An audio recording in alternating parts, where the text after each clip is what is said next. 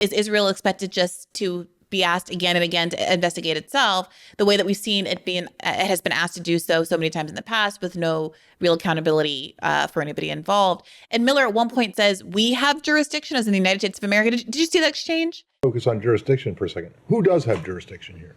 So the government of Israel has jurisdiction over the occupied territory. We have jurisdiction over Gaza, which is not entirely occupied. They have jurisdiction into looking at the actions by their military personnel. Palestinians, if they have a complaint, they have to bring it to Israeli courts. We have jurisdiction, and we you have with the use of our equipment. I'm sorry. How do you have with the use of our military equipment that we have provided? Can you make sense of that as an international law expert? Because I'm struggling. I live for Mally. That's great.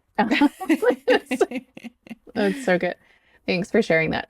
Yeah. So actually, it's really a smart response, right? Like from Miller, in the sense that Lee did ask about just jurisdiction in general. He was like, so legal jurisdiction, where does it lie? And he didn't say who has criminal jurisdiction and specifically who has jurisdiction over international crimes.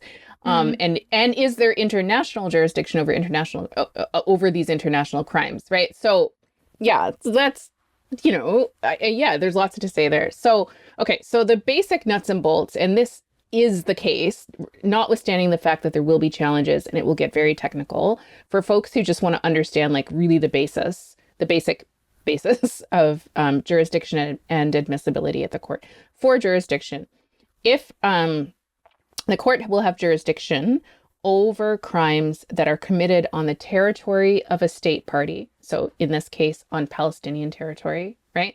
Including Gaza, obviously. By virtue of the pre-1967 borders, which has already been decided. Or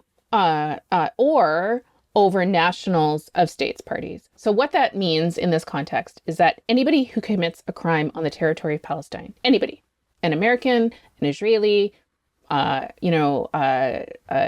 Russian, all of these folks could be subject to ICC jurisdiction on the basis of territorial jurisdiction. There's also personal jurisdiction or nationality based personal jurisdiction. Okay, so that means any national of a state party can be prosecuted by the ICC for criminal activity that they commit on any other territory. Right. So that means in this case that Palestinians can be liable for acts committed not just in Palestine or on the territory of another state party, but also on Israeli territory.